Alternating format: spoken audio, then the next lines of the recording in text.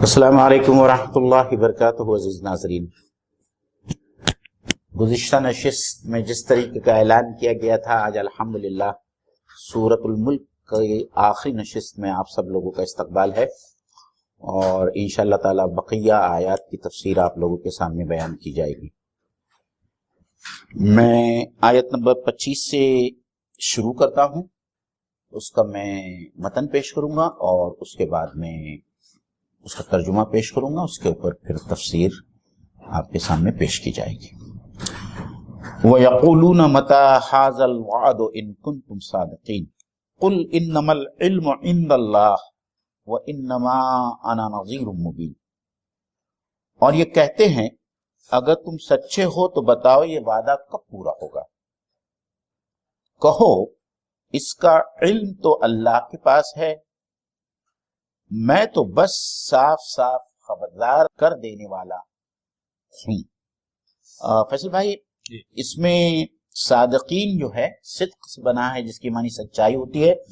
اور بطور صفت صادق الامین، جیسا کہ اللہ کے رسول صلی اللہ علیہ وسلم کا خطاب تھا، تو یہاں جمع کے صیغے میں آیا ہے، مطلب اگر تم سچوں میں سے ہو۔ اور پھر دوبارہ آخری اس میں جو ہے قل انما العلم عند اللہ وانما انا نذیر مبین، نذیر کے معنی نظر سے بنا ہے، ڈرانا، دھمکانا، تنبیہ کرنا، اور اسی سے نذیر بنا ہے کہ ہر نبی جو ہے وہ بشیر اور نذیر ہوتا ہے،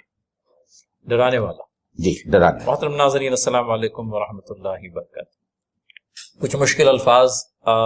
ہماری سہولت کے لیے معنی کے ساتھ میں پیش کر دیے گئے ہیں،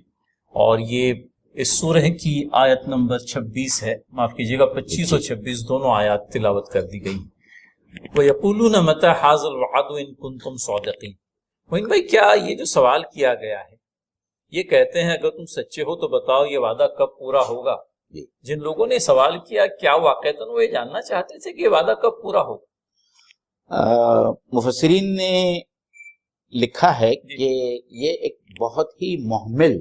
جب انسان لاجواب ہو جاتا ہے تو اس قسم کی معذرت پیش کرتا ہے، یا اس قسم کا جواب دینے کر سامنے والے کو ٹالنے کی کوشش کرتا ہے، بلکہ اپنا دامن چھڑانے کی کوشش کرتا ہے۔ آپ نے بالکل صحیح کہا۔ تو یہ ایک دم لغو جو ہے ان کا سوال تھا، وہ بھی یہ جانتے تھے کہ ہمارے پاس میں جو دلائل سامنے رکھے گئے ہیں اللہ کے رسول صلی اللہ علیہ وسلم کی طرف سے، ان دلائل کا ان کے پاس میں کوئی جواب نہیں تھا۔ تو اس لیے یہ جواب دینے کی بجائے اللہ کے رسول صلی اللہ علیہ وسلم سے اللہ تعالیٰ نے یہ کہا کہ آپ ان سے کہہ دیجئے کہ یہ جو عذاب کی دھمکی دی جا رہی ہے، یا جو قیامت کی بات کی جا رہی ہے، اس کا علم تو صرف اللہ ہی کے پاس میں ہے، اور میں تو صرف ایک مبین، مطلب ایک صاف اور صریح خبردار کرنے والا، وارنر بنا کے جو ہے میں تم لوگوں کے سایہ لیے بھیجا گیا۔ بھائی، وقوع قیامت کو لے کر کے قرآن مقدسہ کے اندر میں جو دلائل آئے ہیں، یا یوں کہہ لیجئے کہ اس سورہ کے نزول سے پہلے جو آیتیں نازل ہوئی، ان کے اندر میں بھی کھلی دلائل موجود ہیں کہ وقوع قیامہ ہونا ہے۔ یہ عقلی دلائل ہیں اپنے آپ میں، اور ان عقلی دلائل سے اگر کوئی صاحب عقل یوں کہہ لیجئے کہ قائل ہونا چاہتا ہے تو ہو سکتا ہے، لیکن یہ در حقیقت ان کی اپنی ایک طرح سے ہٹ دھرمی بھی تھی کہ وہ وعدہ کب پورا ہوگا۔ اب جانتے ہیں کہ یہ چیز ایسی ہے جس کے بارے میں یقین کے ساتھ میں اللہ کے نبی صلی اللہ علیہ وسلم کچھ کہہ نہیں سکتے تھے، کیونکہ حدیث جبرائیل کے اندر میں بھی وہ بات آتی ہے۔ اللہ کے نبی صلی اللہ علیہ وسلم سے جبرائیل علیہ السلام نے پوچھا تھا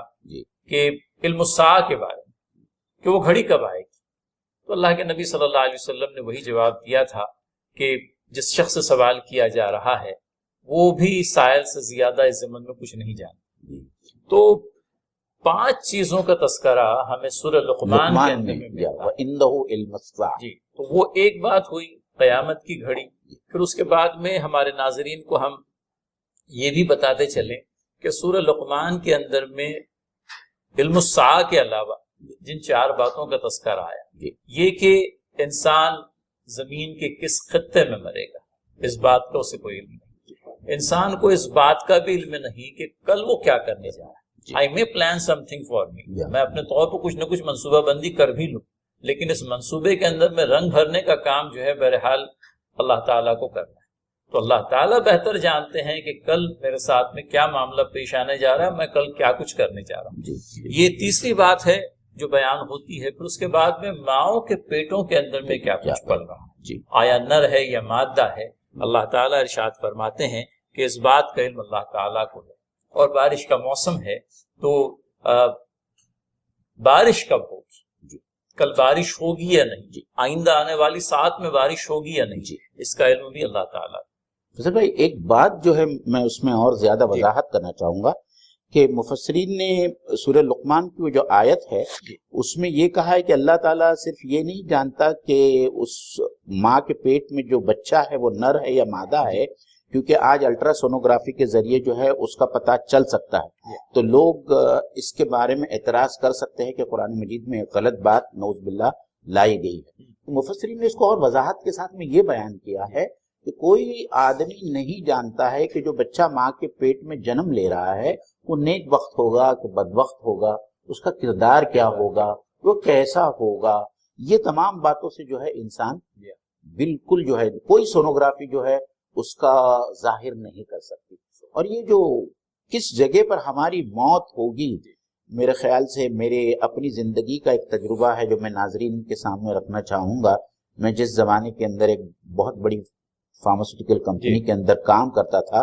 ہمارا ایک بہت بڑا ریسرچ اور ڈیولپمنٹ کا ڈپارٹمنٹ تھا، اس میں ایک بہت بڑا سائنٹسٹ تھا، اور آپ یقین کیجئے کہ چائنا کے اندر ایک بہت بڑی علمی کانفرنس ہو رہی تھی اور اس کو وہاں ایک پیپر پیش کرنا تھا۔ تو وہ بمبئی سے چائنا روانہ ہوا، بیجنگ پہنچا، اور بیجنگ کے جس ہوٹل کے اندر وہ ٹھہرا تھا رات میں اس کا انتقال ہوا، اور اس کے مردہ جسم کو جو ہے ہندوستان واپس لایا گیا۔ مطلب چونکہ اللہ تعالیٰ نے اس کی موت چائنا میں لکھی تھی، اس ہوٹل میں لکھی تھی،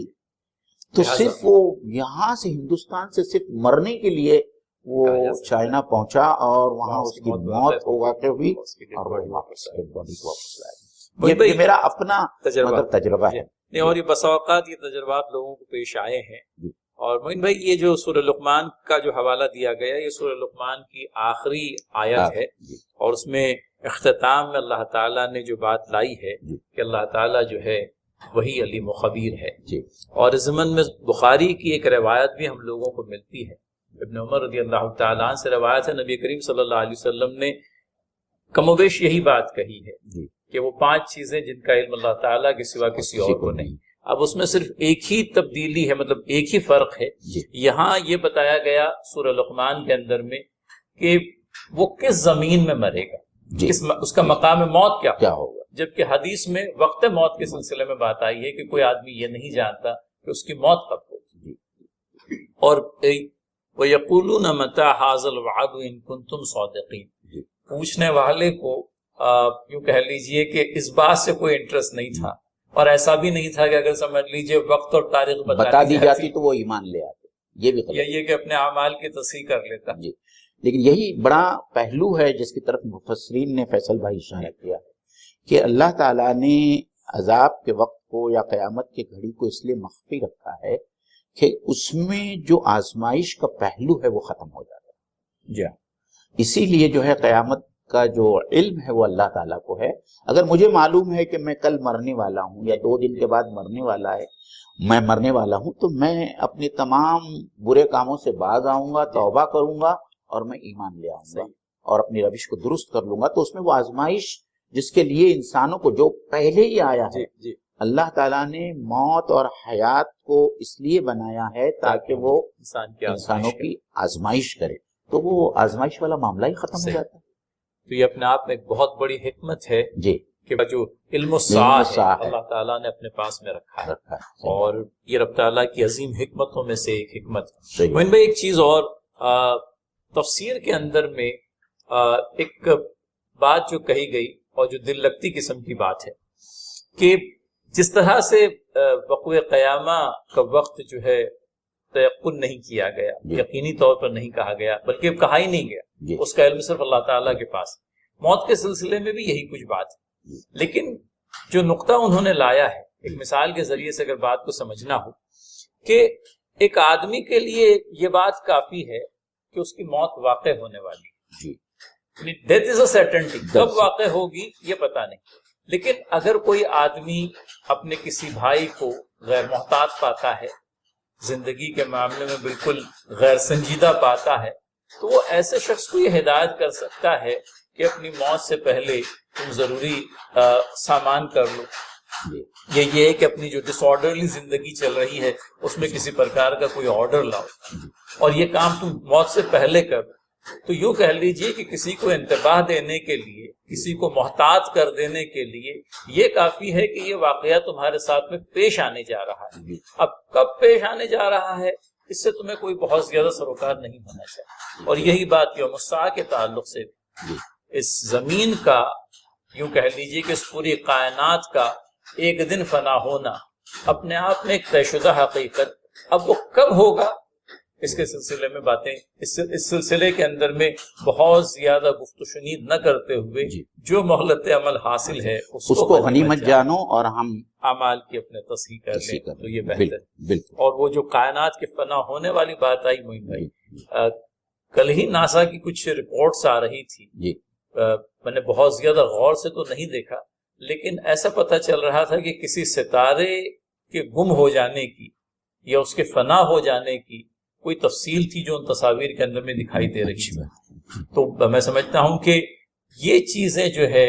پہم چیزوں کے بننے اور بگڑنے کا عمل کائنات کے اندر میں ہو ہی رہا ہے. اور رب تعالیٰ جو ساری کائنات کا خالق و مالک ہے اس کے لیے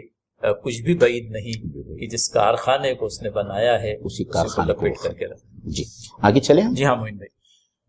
آگے اللہ تعالیٰ فرماتا ہے فلما رأوه زلفة سیئت وجوہ الذین کفروا وقیل ھذا الذی کنتم بہ تدعون. پھر جب یہ اس چیز کو قریب دیکھ لیں گے تو ان سب لوگوں کے چہرے بگڑ جائیں گے جنہوں نے انکار کیا ہے، اور اس وقت ان سے کہا جائے گا کہ یہی ہے وہ چیز جس کے لیے تم تقاضے کر رہے تھے. یہاں فیصل بھائی را تو بہت عام استعمال میں آتا ہی عربی کا لفظ جس کے معنی دیکھنا ہوتا ہے. تو جب یہ لوگ اس کو دیکھیں گے، مطلب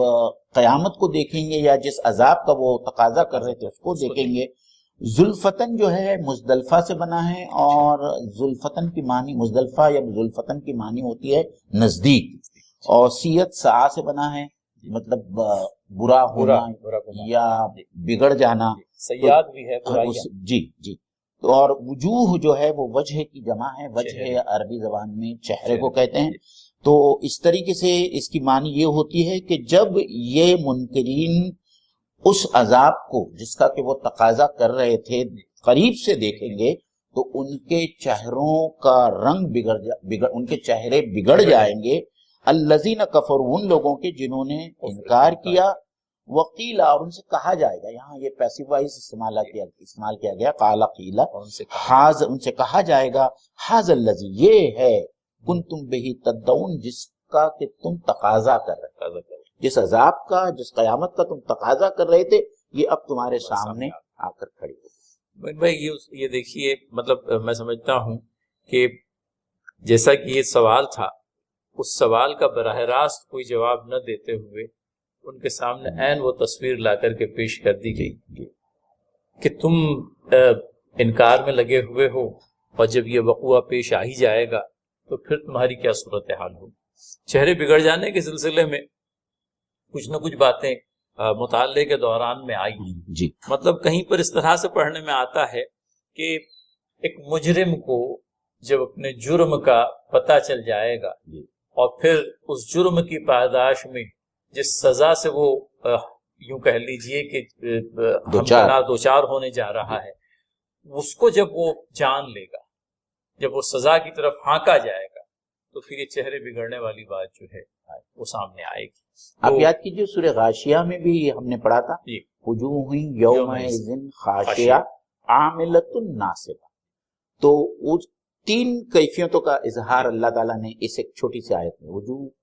ان کے چہرے بہت ڈرے ہوئے ہوں گے، سہمے ہوئے ہوں گے، تاریک ہوں گے اور تھکے ہوئے ہوں گے، کیونکہ بشاشت جو ہے ان کے چہروں سے ختم ہو جائے گی. اور یہ بشاشت ان لوگوں کے چہروں پر ہوگی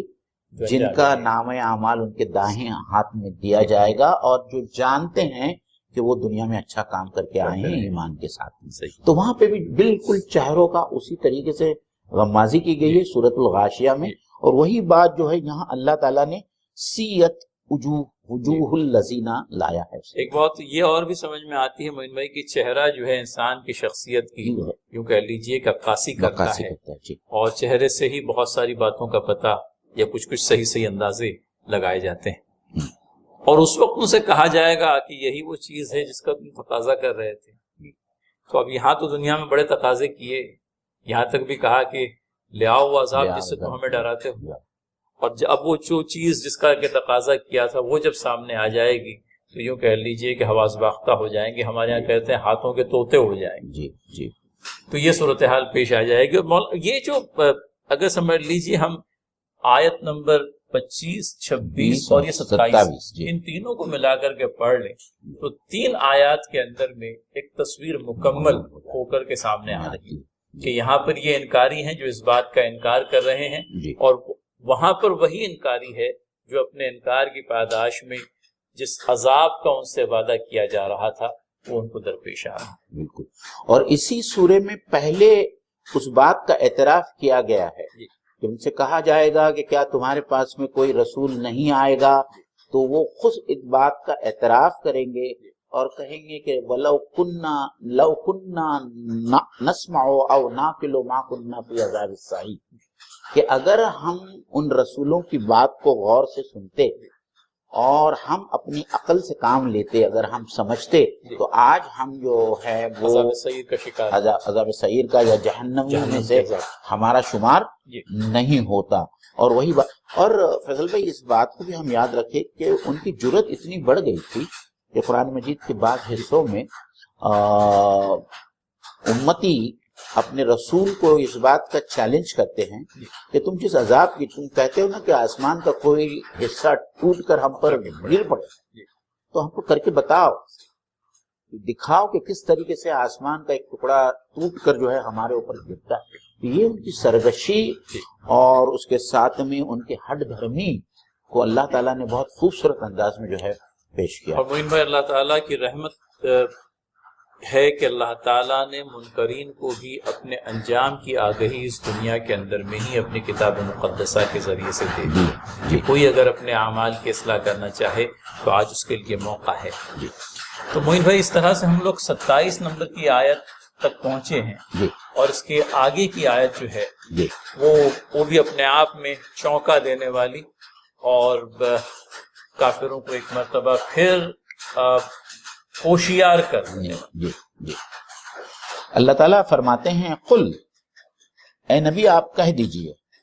ارأیتم ان اہلکنی اللہ ومن معی او رحمنا فمن یجیر الکافرین من عذاب علیم۔ اے نبی ان سے کہو، کبھی تم نے یہ سوچا ہے کہ اللہ خواہ مجھے اور میرے ساتھیوں کو ہلاک کر دے یا ہم پر رحم کرے، کافروں کو دردناک عذاب سے کون بچا سکتا ہے؟ تو یہاں جو الفاظ بہت ہی عام فہم الفاظ ہے،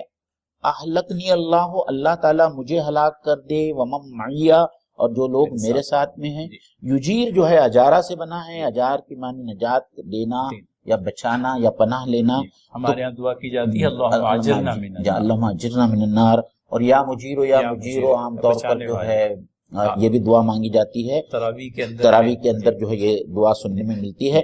تو فمن یجیر الکافرین من عذاب علیم، تو اس دردناک عذاب سے جو جہنم کا عذاب ہے،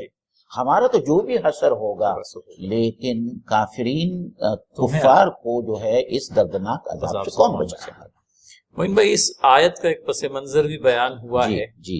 اور وہ کچھ اس طرح سے کہ میرے خیال سے مولانا مودودی نے اس کو بہت شرح و بسط کے ساتھ میں بتایا ہے، اور میں سمجھتا ہوں ڈاکٹر اسرار صاحب نے بھی اپنی گفتگو کے اندر میں اس بات کا احاطہ کیا ہے۔ نبی کریم صلی اللہ علیہ وسلم کی دعوت کے نتیجے میں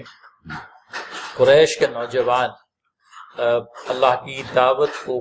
نبی کریم صلی اللہ علیہ وسلم کی دعوت کو قبول کر کے حلقہ بگوش اسلام ہو رہے تھے، اور یہ صورت واقعہ تھی کہ ایک خاندان کے اندر میں چند ایک افراد اسلام قبول کر لیتے ہیں اور چند ایک مذہب کفر پر جمے رہتے ہیں۔ تو کہیں پر یہ بھی دیکھنے میں آیا کہ لوگوں کے درمیان میں ایک پرکار سے تفریق ہو گئی، ایک پرکار کا ڈویژن سامنے آیا کہ ایک ہی خاندان کے افراد ہیں، لیکن کچھ اہل ایمان ہیں اور کچھ اہل کفر ہیں، اور اس کے نتیجے میں یہ مشرکین مکہ کے لیے یہ چیز ان پر بڑی شاق گزرتی تھی، اور وہ اللہ کے نبی صلی اللہ علیہ وسلم کے تعلق سے نعوذ باللہ یہ کہا کرتے تھے کہ تمہاری وجہ سے ہمارے خاندان کے اندر میں پھوٹ پڑ گئی۔ اور ابو جہل کے سلسلے میں وہ بات آتی ہے کہ بدر کی شب میں اس نے اللہ تعالیٰ کے حضور یہ دعا کی تھی کہ وہ شخص جس نے ہمارے رحمی رشتوں کو کاٹ دیا ہے، اے اللہ کل تو اسے ذلیل و رسوا کر۔ تو یہ کہنے کا منشا یہ کہ یہاں یہ جو آیت قرآنی آئی جس کا کہ ترجمہ اس طرح سے بیان ہوا، ان سے کہو کبھی تم نے سوچا کہ اللہ خواہ مجھے اور میرے ساتھیوں کو ہلاک کر دے؟ یہ ان کے ان خیالات کی ترجمانی ہے جو اللہ کے نبی صلی اللہ علیہ وسلم کے تعلق سے اور اصحاب رسول اللہ صلی اللہ علیہ وسلم کے تعلق سے ان کے ذہن و دماغ میں تھے۔ تو رب تعالیٰ یوں کہہ لیجئے کہ اپنے نبی کریم اپنے نبی صلی اللہ علیہ وسلم کے ذریعے سے یہ بلوا رہے ہیں، ان سے کہو اے نبی محترم صلی اللہ علیہ وسلم، آپ ان سے کہیں کہ تم تو میری ہلاکت کے خواہاں ہو، میرے ساتھیوں کی ہلاکت کے خواہاں ہو، ہمارا جو بنے گا سو بنے گا۔ اللہ تعالیٰ ہم پر رحم فرمانا چاہے کہ اللہ تعالیٰ اس دنیا کے اندر میں ہمیں مرتبہ شہادت عنایت کرنا چاہے یا ہمیں کسی اور ذریعے سے موت دینا چاہے، لیکن تمہارا کیا بنے گا؟ ہم تو چونکہ اہل ایمان ہیں، اللہ تعالیٰ پر ایمان لائے ہیں، لہٰذا ہم اللہ تعالیٰ سے امیدیں باندھے ہوئے ہیں، لیکن تم نے تو اللہ تعالیٰ کا سرے سے انکار ہی کر دیا ہے۔ تو ہماری ہلاکت کی دعا کرنے کی بجائے تم اپنی خیر مناؤ کہ تمہارے ساتھ میں کل کو کیا معاملہ پیش آنے جا رہا ہے۔ ہم تو اللہ تعالیٰ پر بہرحال ایمان لائے ہیں، لیکن تم ہو کہ اپنے کفر کے اوپر اڑے ہوئے۔ اور فضل بھائی، آپ نے جب یہ بات لائی ہے تو میرے خیال سے ناظرین کے فائدے کے لیے ہم حضرت مصعب بن عمیر اور حضرت سعد بن وقاص رضی اللہ تعالیٰ عنہ کے وہ ان کے جو زندگی کے جو حالات ہے کہ کس طریقے سے حضرت مصعب نے جب اسلام کو قبول کیا، رئیس زادے تھے، اور جب ان کے والدین کو یہ پتا چلا کہ انہوں نے اپنا آبائی دین چھوڑ دیا ہے تو وہ اس حالت میں گھر سے نکلے ہیں کہ گھر سے جب نکلے تو صرف جس کو ہم یہ کہتے ہیں ٹاٹ کہتے ہیں، ٹاٹ میں جو ہے کانٹوں سے جو انہوں نے سیا تھا، بٹن بنا لیے تھے، اور اس حالت میں اللہ کے رسول صلی اللہ علیہ وسلم تو اللہ کے نبی صلی اللہ علیہ وسلم نے اس وقت یہ بات کہی تھی موین بھائی، ایک زمانہ وہ تھا جب مصعب بن عمیر ایک کپڑا پہنتا اور جو خوشبو لگاتا تو مکہ کی گلیاں معطر ہو جاتی، لوگ سمجھتے کہ یہاں سے مصعب گزرا۔ اللہ کے نبی صلی اللہ علیہ وسلم نے کہا تھا وہ بھی ایک شان تھی اور یہ بھی ایک شان۔ تو اللہ کے حضور اللہ تعالیٰ کے کلمے کو قبول کرنے کے بعد میں وہ ٹاٹ سے ملبوس جسم جو ہے اس قیمتی لباس کے یوں کہہ لیجئے کہ اس کی قدر و قیمت اس سے بھی زیادہ بڑھ کہ اللہ کے نبی صلی اللہ علیہ وسلم نے اسے بھی ایک شان قرار دیا۔ تو ناظرین کرام، یہ وہ حالات تھے جن میں ہمارے سلف جو ہیں، ہمارے اسلاف اللہ تعالیٰ کے دین کو قبول کر کے ہلکا بگوش ہوئے تھے، اور یہ انہی کا تذکرہ خیر ہے۔ نبی محترم صلی اللہ علیہ وسلم کی زبانی اللہ تعالیٰ نے اپنی کتاب مقدسہ کے اندر میں مشرکین مکہ سے، اہل کفر سے مخاطب ہو کر کے یہ بات کہی کہ اللہ خواہ مجھے اور میرے ساتھیوں کو ہلاک کر دے یا ہم پر رحم کرے۔ تمہارے ساتھ رحم کا معاملہ آؤٹ آف کویشچن ہو جاتا ہے، کیونکہ تم نے بنیادی طور پر اللہ تعالیٰ پر ایمان ہی نہیں لایا۔ تم اگر ایمان لاتے تو بات اور ہوتی، لیکن تمہیں اللہ تعالیٰ کے دردناک عذاب سے کون بچا لے گا؟ تو یہ بھی اپنے آپ میں موین بھائی ایک انتباہ، اس سے پہلے بھی انتباہی قسم کی گفتگو، وارننگ قسم کی گفتگو چل رہی تھی پہلی 3 آیات کے اندر میں بھی۔ اب یہاں پر پھر یوں کہہ لیجئے کہ بات کو اور زیادہ یوں کہہ لیجئے کہ پر انجام بنانے کے لیے اللہ تعالیٰ نے یہ بات بھی سامنے لائی ہے۔ آپ دیکھیے، اور فیصل بھائی آپ کو یہ نہیں لگتا، میں نے خاص حضرت مصعب بن عمیر رضی اللہ تعالیٰ عنہ کا جو واقعہ میں بیان کیا کہ یہ دین جو ہم کو حاصل ہوا ہے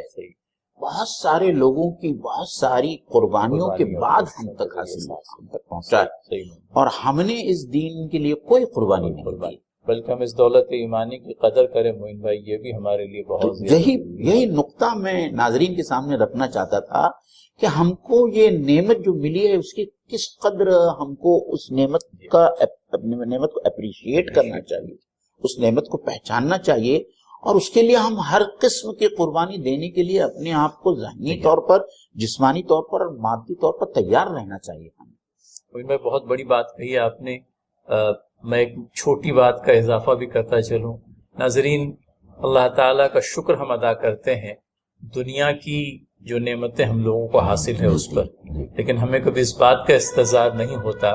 کہ ان ہلکی پھلکی اور حقیر سی نعمتوں کے مقابلے میں دولت ایمانی والی جو نعمت ہے یہ اپنے آپ میں ایک ایسی عظیم نعمت ہے جو در حقیقت ہماری اخروی فلاح کا ضامن یقینی طور پر اللہ تعالیٰ چاہے یقینی طور پر ہو۔ تو اس دولت ایمانی پر بھی اللہ تعالیٰ کا شکر ادا کرے ناظرین کہ دنیا کے اندر میں کئی ایک ایسے ہیں جو ایمان سے بے بہرا ہیں، اور اللہ تعالیٰ نے گرویدگی کے لیے ہم اور آپ کو یوں کہہ لیجئے کہ منتخب فرمایا۔ ہم اللہ تعالیٰ کا شکر ادا کریں اور ایمان کی جو تقاضے ہیں معین بھائی نے جیسا کہ کہا ان کو بھی پورا کریں، اور سب سے بڑھ کر کے تقاضا اس دولت ایمانی کا، اس توحید کی امانت کا کہ ہم اللہ تعالیٰ کے دیگر بندوں تک بھی اللہ تعالیٰ کی دین کو پہنچائیں۔ جی، اور اللہ تعالیٰ ہم سب کو اس بات کی توفیق دے ناظرین۔ آمین آمین، بڑا اچھا نقطہ لے آیا آپ نے۔ اس کے بعد میں اللہ تعالیٰ کہتے ہیں قل هو الرحمن آمنا به وعلیہ توکلنا فستعلمون من هو فی ضلال مبین۔ اے نبی کہہ دیجئے کہ وہ رحمان ہے جس پر ہم ایمان لے آئے اور اسی پر ہم نے بھروسہ کیا، پھر بہت جلد تم لوگ جان لو گے کہ من ہوا فی ضلال مبین، کہ عنقریب تمہیں معلوم ہو جائے گا کہ سری گمراہی میں پڑا ہوا کون ہے۔ جی بھائی، یہ آیت بھی اپنے آپ میں ہمارے لیے ایک ذریعہ استعانت،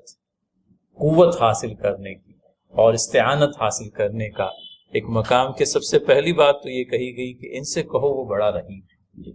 اللہ تعالیٰ کے تعلق سے یہ کہ کہیں اس بات کا بھی یہ ہے کہ پہلی آیت کے اندر میں تو یہ بات آئی کہ اللہ تعالیٰ میرے ساتھیوں کو ہلاک کر دے یا ہم پر رحم کرے، لیکن فی الفور یہ بات آتی ہے کہ اللہ تعالیٰ رحیم ہے۔ تو لہٰذا دونوں ہی باتیں، بہرحال ہلاکت جو ہے اس معنی میں بھی کہ شہادت کی موت نصیب ہو جائے، اور ہلاکت اس معنی میں بھی کہ موت کسی اور ذریعے سے آ جائے، طبعی موت بھی ہو سکتی جی۔ لیکن ساتھ میں یہ کہ ہمیں اللہ تعالیٰ رحیم ہے، اپنے آپ میں اس بات کا گویا کہ اعتراف اور اپنے آپ میں اس بات کا تیقن کہ وہ رب جو رحیم ہے وہ ہمارے ساتھ میں رحم کا ہی معاملہ فرمائے گا، اور پھر اس کے بعد میں یہ کہ ہم اس پر ایمان لائے اور ہم نے اسی پر توکل کیا۔ یہ دونوں باتیں، ایمان اور توکل والی بات جو ہے، یہ یوں کہہ لیجئے کہ ہمارے اندر میں ایک انہیرنٹ قسم کا پاور جو ہے وہ جنریٹ کرنے کا سبب بن جاتی ہے کہ توکل ہم نے کس پر کیا ہے اور ایمان ہم کس پر لائے ہیں۔ ایمان اللہ تعالیٰ کی ذات پر اور توکل اللہ تعالیٰ پر، کہ تیاریاں تو ساری ہو گئی، یوں کہہ لیجئے کہ ہم نے کوئی دقیقہ اٹھا نہیں رکھا، لیکن ان ساری تیاریوں کے باوجود ہمارا توکل اللہ تعالیٰ پر ہے۔ بالکل گھر کی چٹخنی لگا کر کے آپ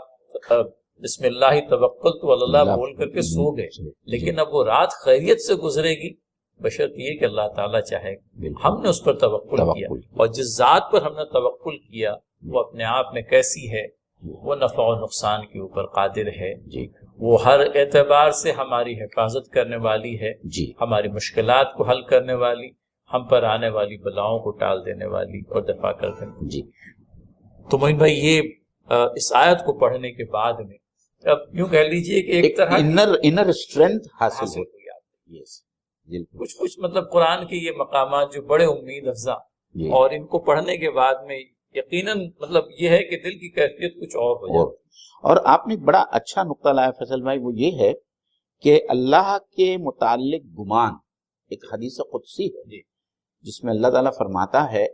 کہ میرا بندہ میرے ساتھ میں جیسا گمان کرتا ہے میں اس کے ساتھ میں ویسا ہی معاملہ کرتا ہوں۔ تو ہر ایمان والے کو ہمیشہ اللہ تعالیٰ سے رحمت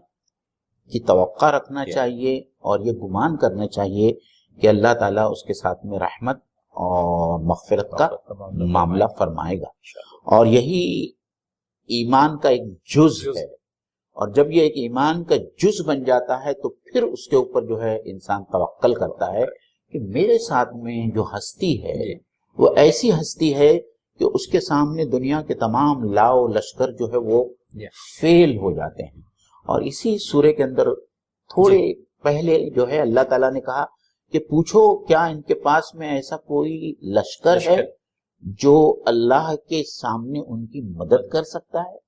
اسی بات کو یہاں کہا جا رہا ہے کہ ہمارے ساتھ میں تو رحمان ہے جس کے اوپر ہمارا ایمان ہے اور جس کے بارے میں ہمیں توقع ہے کہ وہ ہماری مدد فرمائے گا اور ہم پہ رحمت کا معاملہ فرمائے گا، اور اسی لیے ہم اس کے اوپر توکل کرتے ہیں۔ موین بھائی، یہ اس کے بعد میں جو آیت آ رہی ہے، ان قریب تمہیں معلوم ہو جائے گا کہ سری گمراہی میں کون پڑا ہوا ہے۔ وہ یہ تھا نا کہ اہل مشرکین کہتے تھے انبیاء سے، اللہ معاف کرے، لیکن یہ یہاں پر جو ہے ساری کلی کھل جاتی ہے۔ یعنی دنیا کے اندر میں تو بڑے تمتراک سے ان لوگوں کے تعلق سے جن کو اللہ تعالیٰ نے رہبر و ہادی بنا کر کے بھیجا تھا، ان کے تعلق سے یہ نالائق کہا کرتے تھے کہ تم تو دور کی گمراہی میں پڑے ہوئے۔ دلال کبیر کا لفظ آیا اسی سورے کے اندر کہ تم لوگ، ہم ان کو کہتے تھے کہ تم لوگ سری اور بڑی گمراہی کے اندر پڑے ہوئے۔ پھر بعد میں اللہ تعالیٰ انہی کے الفاظ میں ان کو مطلب فاعترفوا بذنبہم، پھر انہوں نے اپنی گناہوں کا اعتراف کیا، اپنی خطا کا اعتراف کیا کہ دراصل گناہ یا ضلالت میں ہم لوگ۔ ان قریب تمہیں یہ معلوم ہو جائے گا کہ سری گمراہی کے اندر میں کون پڑا ہوا تھا۔ دنیا کے اندر میں تو تم نے کہہ لیا ہمارے انبیاء علیہ الصلوۃ والسلام کے تعلق سے نعوذ باللہ من ذالک تم دور کی گمراہی میں پڑے ہوئے، آج تمہیں پتہ چل جائے گا کہ سری گمراہی کے اندر میں کون پڑا ہوا تھا۔ بات کو مکمل کرنا موین بھائی، قرآن کریم کا اپنے آپ میں ایک اعجاز ہے۔ یعنی دلیل یعنی کس طرح سے مکمل کی جاتی، کس طرح سے عدالت قائم کی جاتی ہے۔ I mean,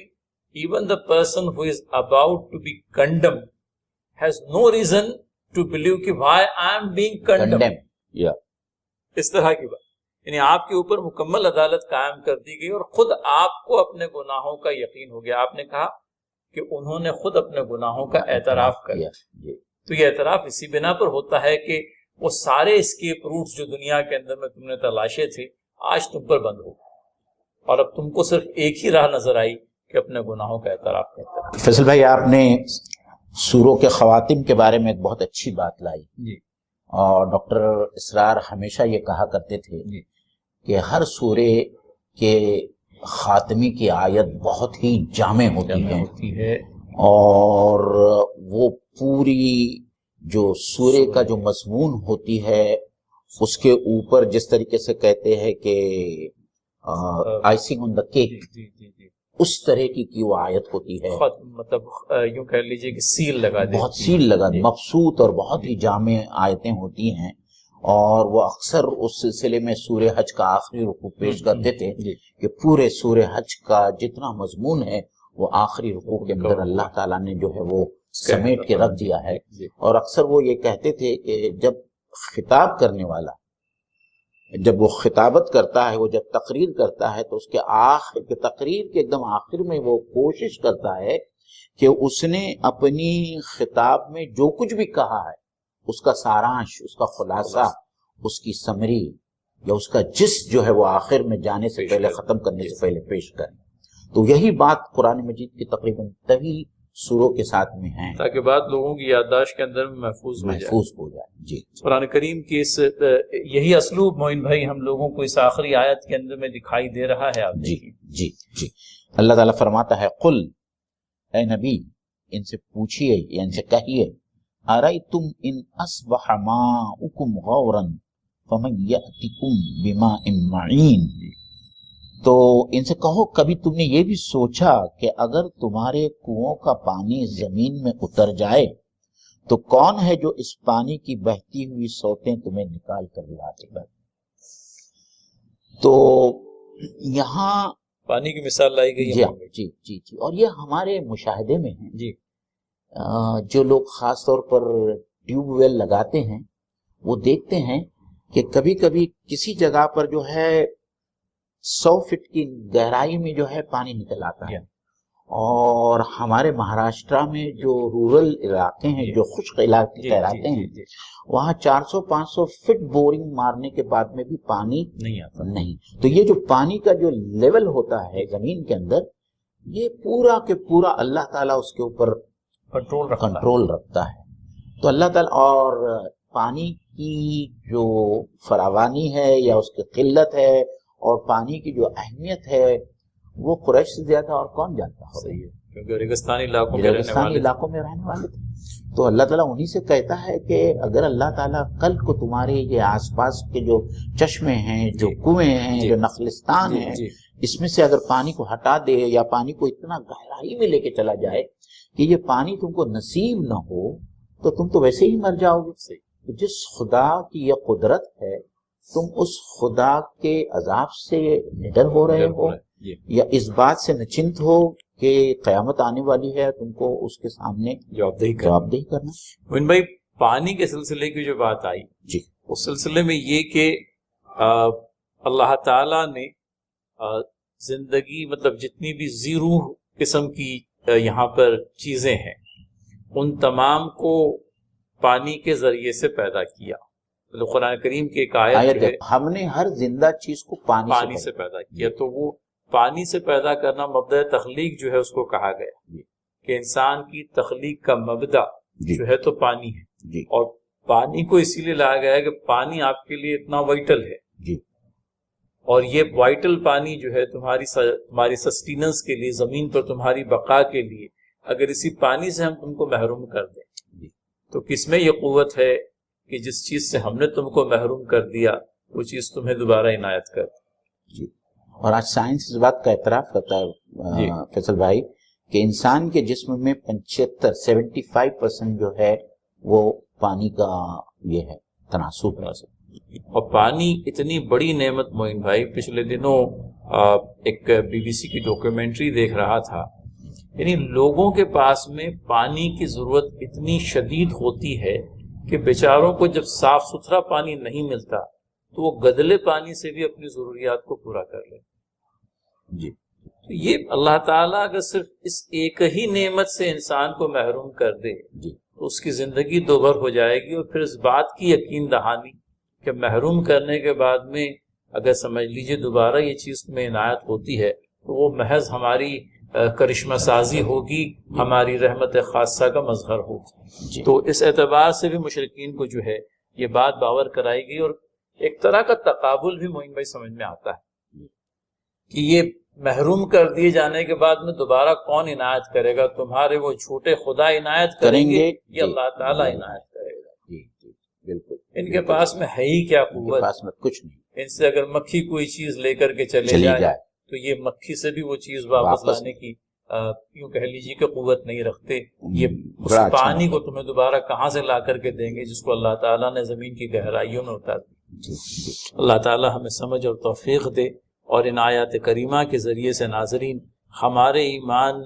میں افزونی کا سبب بن جائے اللہ تعالیٰ کی آیات، اور ہم بھی دل و جان سے اللہ تعالیٰ کی نعمتوں کے نہ صرف معترف ہو جائیں بلکہ ان نعمتوں کا شکر بھی ادا کریں، اور اللہ تعالیٰ نعمتوں کے لیے اللہ تعالیٰ کا شکر ادا کریں. اور ہر آن ہمیں اس بات کا استظہار رہے کہ یہ زندگی ساری کی ساری اے باری تعالیٰ تیری رہین منت ہے، اور یوں کہ تیری محتاجی کے اندر میں گزرے یہ زندگی، اور دنیا جہان والوں سے اے باری تعالیٰ ہمیں بے نیاز کر. تو غنی ہے اور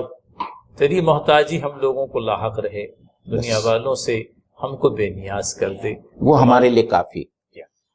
ایک بڑی اچھی آیت ہے قرآن مجید میں، الیس اللہ بکاف عبدہ، کیا اللہ تعالیٰ اپنے بندے کے لیے کافی نہیں ہے؟ اللہ تعالیٰ سوال کرتا ہے. تو اللہ تعالیٰ ہمارے لیے کافی ہے، اللہ تعالیٰ ہی ہمارے لیے کافی رہے. ہم صرف اے اللہ تعالیٰ ہم تیرے محتاج رہے، اور ہم دنیا اور دنیا والوں کے محتاجی سے اللہ تعالیٰ ہم سب کو بچائے.